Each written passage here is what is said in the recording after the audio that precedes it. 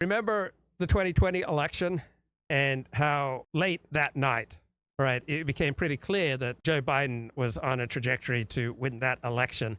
And Donald Trump comes out and gives a news conference saying that the election's been robbed from him. And then over the next few days and weeks, Donald Trump keeps harping on that the election was stolen from him, and he just couldn't get any elite support, right? Republicans, by and large, did not follow him. And there were no great lawyers who were willing to take up his cause. And his whole operation to try to deny the election result was just abysmal. I mean, it was just ludicrous. It was just schlock, right? And I was thinking about that. And then after January 6th, how overwhelmingly Republicans abandoned him, wanted nothing to do with Trump. Elites 100% abandoned Trump after January 6th. He was banned on Twitter and Facebook and YouTube and all across social media, just universal condemnation. And there's a very different reaction today to his conviction.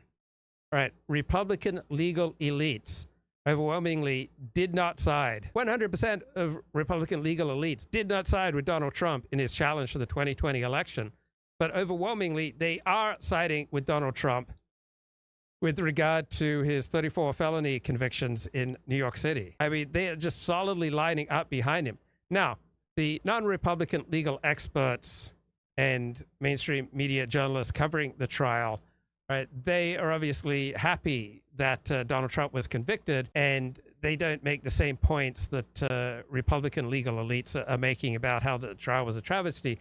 But there is one key word that the dominant liberal left elites are using, and that is that the prosecutor Alvin Bragg's legal theory underlying the case is weak and is the most likely grounds for appeal and the most likely successful grounds for appeal. So they don't like to talk very much about how the conviction of Trump was based on a very weak legal theory.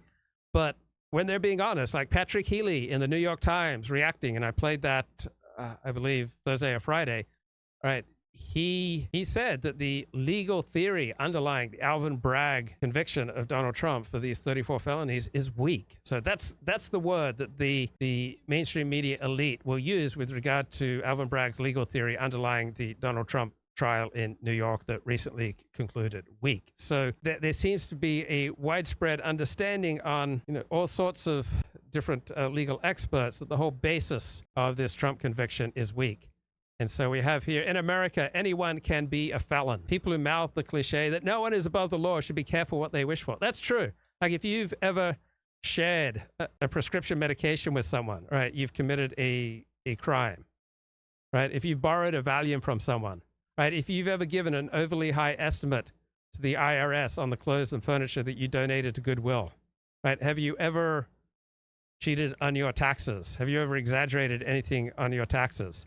Is there anything on any of your laptops containing an application for a loan, right, in which you've overstated the value of some assets, right? That's fraud, right? And if you then mail that application, right, that's mail fraud. So every American could be convicted of a felony for something they've done that week, all right? We've got state, federal, criminal laws as limitless as the stars in the heavens.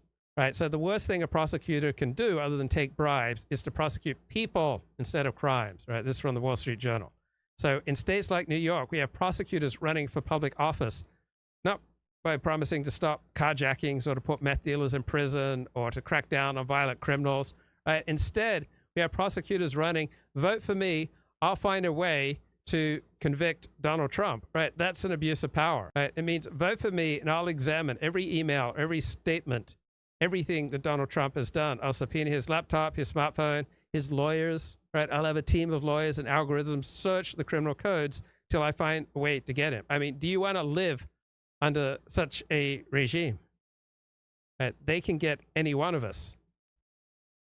Right? And so in 2016, FBI Director James Comey held a press conference explaining why he wasn't prosecuting Hillary Clinton for mishandling classified information. Right? And he said, our judgment is that no reasonable prosecutor would bring such a case. No reasonable prosecutor would have brought the case that Alvin Bragg brought. And we had a special prosecutor investigating Joe Biden and his misuse of classified documents.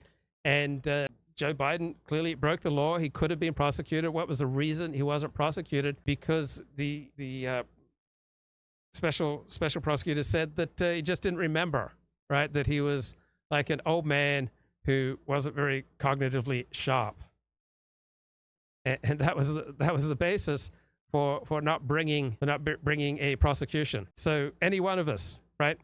We can be convicted.